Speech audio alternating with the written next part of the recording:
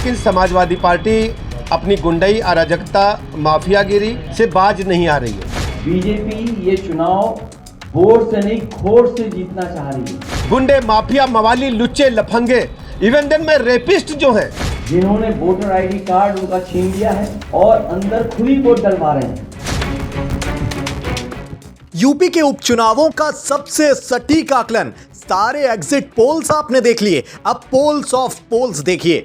लोकसभा चुनावों में जो फजीहत हुई थी, अब योगी ने वो बदला ले लिया है। अयोध्या से महज 45 किलोमीटर दूर ऐसी सीट जो अखिलेश का गढ़ थी, वहां सीएम योगी ने अखिलेश की पूरी टीम को तगड़ी पटखनी दे दी है। जी हां, देश का सबसे बड़ा सूबा यूपी और वहां की 9 विधानसभा सीटों पर उपचुनाव। 20 नवंबर का दिन सूबे की सियासत के लिहाज से बड़ा अहम रहा। विधानसभा चुनावों के इतिहास का इकलौता ऐसा चुनाव जो हर सीट पर इतने व्यापक बवाल की भेंट चढ़ा। अब 23 नवंबर को वोटों की गिनती होनी है। मतगणना से पहले 9 सीटों के एग्जिट पोल भी सामने आ गए हैं। अलग अलग एग्जिट पोल में भारतीय जनता पार्टी और समाजवादी पार्टी के बीच कड़ा मुकाबला देखने को मिल रहा है। Times now JVC exit poll में बीजेपी को 6 और सपा को 3 सीटें मिलने का अनुमान है। वहीं मैट्रिक्स के एग्जिट पोल में बीजेपी और उसकी सहयोगी आरएलडी को 7 सीटों पर और सपा को 2 सीटें मिलने का अनुमान है। उपचुनाव में सबसे बड़ा उलटफेर कटहरी में हुआ है। उत्तर प्रदेश विधानसभा चुनाव 2022 में अंबेडकर नगर की कटहरी विधानसभा सीट से समाजवादी पार्टी के लालजी वर्मा ने 93,000 वोटों से जीत दर्ज की थी। सपा ने लालजी वर्मा को लोकसभा चुनाव 2024 में अंबेडकर नगर से चुनाव लड़ा दिया। लालजी वर्मा के सांसद चुने जाने के बाद कटहरी सीट खाली हो गई थी। इसके चलते कटहरी सीट पर उपचुनाव हुए। सपा ने कटहरी से लालजी वर्मा की धर्मपत्नी शोभावती वर्मा को चुनावी मैदान में प्रत्याशी के तौर पर उतारा था। शोभावती वर्मा का मुकाबला बीजेपी के धर्मराज निषाद से था। हालांकि बसपा ने यहां से अमित वर्मा को चुनाव लड़ाया। कटहरी विधानसभा सीट पर जीत दर्ज करने के लिए समाजवादी पार्टी और भारतीय जनता पार्टी ने खूब मेहनत भी की। यूपी 2022 विधानसभा और लोकसभा चुनाव 2024 के परिणाम के बाद यह माना जा रहा था कि यह सीट समाजवादी पार्टी के खाते में जानी ही जानी है, लेकिन एग्जिट पोल ने इन सारे आकलन को धता बता दिया है। तमाम न्यूज एजेंसीज की ओर से दिखाए गए एग्जिट पोल में समाजवादी पार्टी के हाथ से कटहरी सीट छिटकती दिख रही है। लालजी वर्मा की पत्नी शोभावती वर्मा चुनाव हारती नजर आ रही हैं। हालांकि ये सिर्फ एग्जिट पोल हैं। नतीजे 23 नवंबर को सामने आएंगे, तब मालूम हो सकेगा कि जीत का ताज किसके सिर पर चढ़ता है। लालजी वर्मा मौजूदा समय में अंबेडकर नगर लोकसभा सीट से सांसद हैं। उन्होंने उत्तर प्रदेश विधानसभा चुनाव 2022 में कटहरी विधानसभा चुनाव सपा प्रत्याशी के तौर पर 93,000 वोटों से जीत दर्ज की थी। उन्होंने निषाद पार्टी के अवधेश वर्मा को चुनाव में शिकस्त दी थी। लालजी वर्मा ने उत्तर प्रदेश विधानसभा चुनाव 2017 में बीएसपी की टिकट पर भारतीय जनता पार्टी के अवधेश कुमार द्विवेदी को भी महज 6,287 के मतों के अंतर से हरा दिया था। सबसे पहले आप सभी का मैं हृदय से आभार प्रकट करता हूं कि आप सबने हमारी बात को प्रदेश की जनता के समक्ष रखने के लिए अपना बहुमूल्य समय दिया।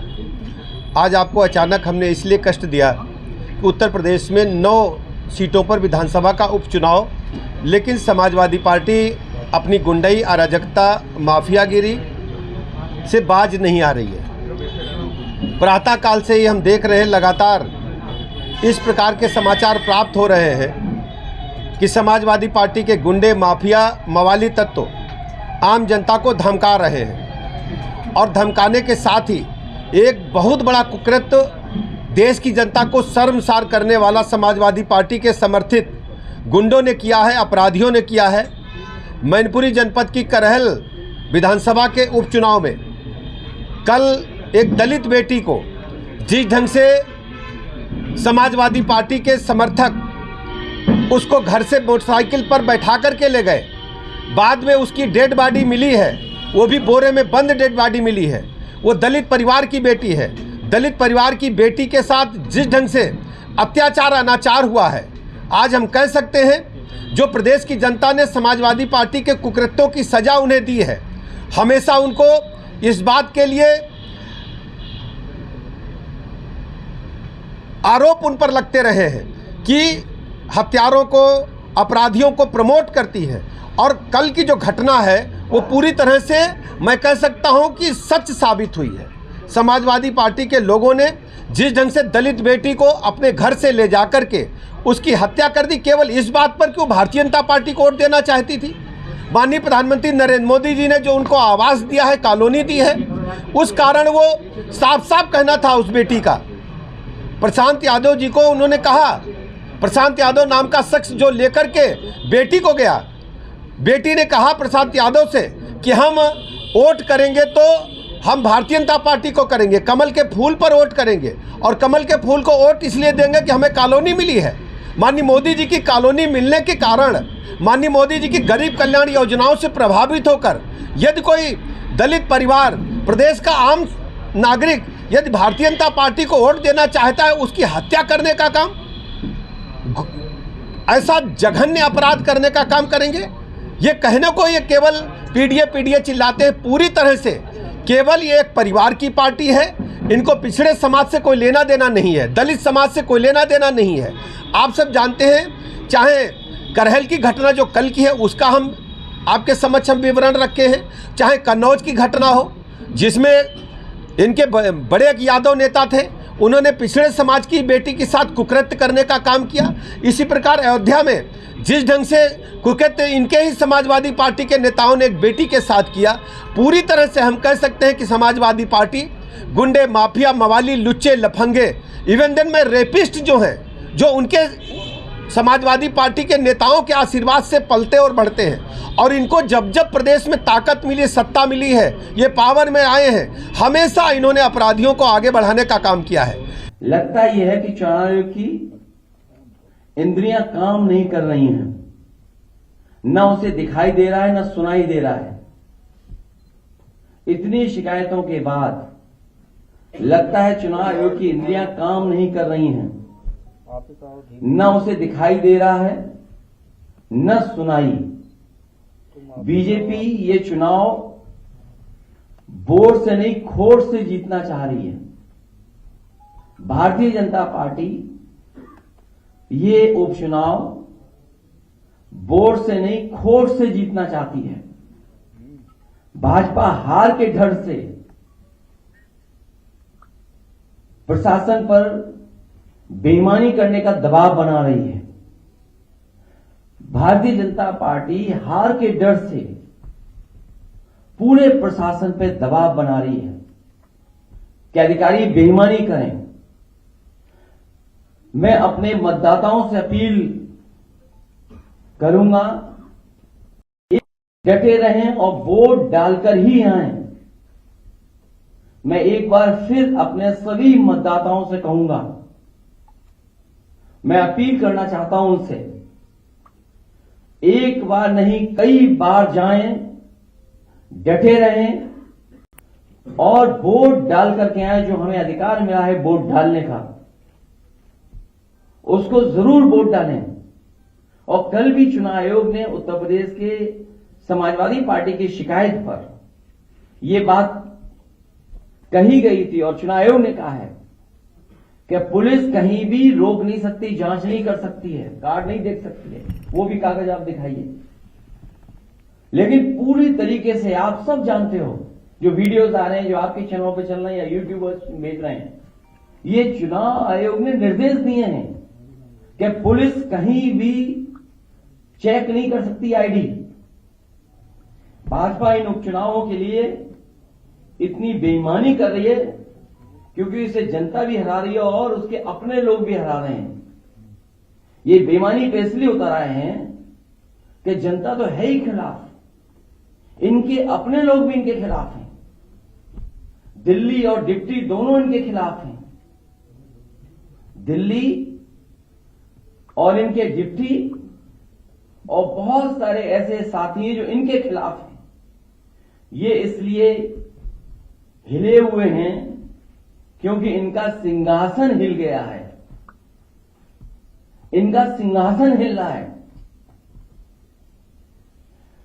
भाजपा अंदरूनी लड़ाई से होने वाले वोट की कमी को विपक्ष के वोटर्स को वोट न डालने देकर के पूरा करना चाहती है कि हमारे विपक्ष के लोग वोट न डालें। जो इनके खुद वोटर भाग रहे हैं, जो इनके खिलाफ वोट डालना चाहते हैं। इसीलिए आप जहां कहीं भी देखेंगे पुलिस रोक रही है, वहां बड़े पैमाने पर समाजवादी वोटर्स हैं जो इनके अपने वोटर नहीं निकल रहे हैं, जिसकी वजह से ये हार रहे हैं, तो उसकी कमी पूरी करने के लिए समाजवादी पार्टी के वोटर्स को भी वोट डालने नहीं दे रहे हैं। मैंने कई मौकों पर कहा और फिर कह रहा हूं मैं, हमारे लोग सारे वीडियो फोटो इकट्ठे कर रहे हैं और गड़बड़ी में जो पुलिस प्रशासन लिप्त है, उन लोगों के नाम और पदनाम भी हम लोग जानकारी कर रहे हैं। मैंने अपने समाजवादी साथियों से कहा है कि सारे वीडियो और फोटो इकट्ठे करें और गड़बड़ी में लिप्त पुलिस और प्रशासन के लोग, उनके नाम और पदनाम भी जानें। किसी को भी बख्शा नहीं जाएगा। इस चुनाव का परिणाम तो हमारे पक्ष में ही आएगा, लेकिन कल को कोर्ट का फैसला इन बेईमान अधिकारियों के खिलाफ ही आएगा। न्यायालय किसी को नहीं छोड़ेगा। सबकी नौकरी, पीएफ, पेंशन भी जाएगी और उनके बच्चों, परिवार, रिश्तेदार, समाज में बनी बनाई इज्जत भी जाएगी। बेईमानी का ठप्पा लगवाकर वो हमेशा के लिए अपनी जिंदगी बर्बाद कर लेंगे। जनता ऐसे अधिकारियों को किस निगाह से देखेगी, कहने की जरूरत नहीं है। मैं ये बात फिर कहता हूं, इस चुनाव का परिणाम तो हमारे पक्ष में ही आएगा, लेकिन कल को कोर्ट का फैसला इन बेईमान अधिकारियों के खिलाफ ही आएगा।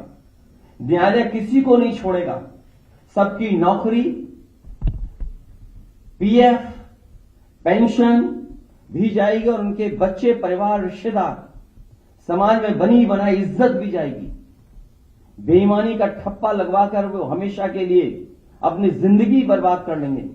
जनता ऐसे अधिकारियों को किस निगाह से देखेंगे, कहने की जरूरत नहीं है। और मेरी सुबह चीफ इलेक्शन कमिश्नर से 2 बार बात हुई है। उन्होंने कहा कि जो भी संबंधित अधिकारी बेईमानी कर रहे हैं, बेईमानी करना चाहते हैं, वोट डालने के लिए रोक रहे हैं, उनकी जानकारी दीजिए। मुझे पूरा भरोसा है कि जब चीफ इलेक्शन कमिश्नर के माध्यम से हमें आश्वासन मिला है तो ये चुनाव निष्पक्ष होगा और जो वोटर्स वोट डालने जा रहे हैं उनको वोट डालने का मौका मिलेगा। और सुनने में यह भी आ रहा है कि खासकर मीरापुर विधानसभा में मैं उन अधिकारियों की जानकारी करूंगा जिन्होंने वोटर आईडी कार्ड उनका छीन लिया है और अंदर खुद ही वोट डलवा रहे हैं। ऐसे पीठासीन अधिकारी, ऐसे बूथ ग्राम सीकरी, बूथ नंबर 38, 39, 40, 41, 43, खेड़ी, फिरोजाबाद, वहां के बूथों पर, जौली में जहां मैं खुद गया था, मतदाता एक मतदाता समाजवादी पार्टी को वोट डालने जा रहा है।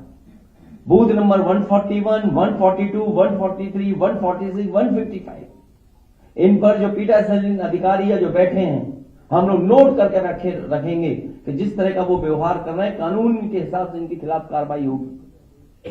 कि थोड़ा बूथ नंबर 286, 287, 288 और बड़ी सूचना हमारे उन कागजों में है जो है